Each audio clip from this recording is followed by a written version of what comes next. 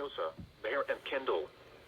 Remember, a severe thunderstorm watch means the conditions are favorable for the development of severe weather, including large hail and damaging winds in and close to the watch area.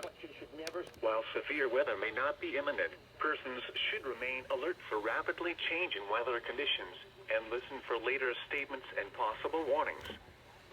Stay tuned to NOAA, weather radio, commercial radio and television outlets, or internet sources for the latest severe weather information.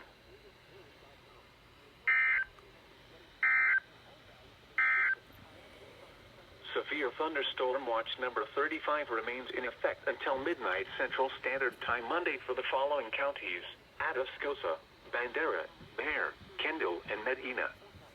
Remember, a severe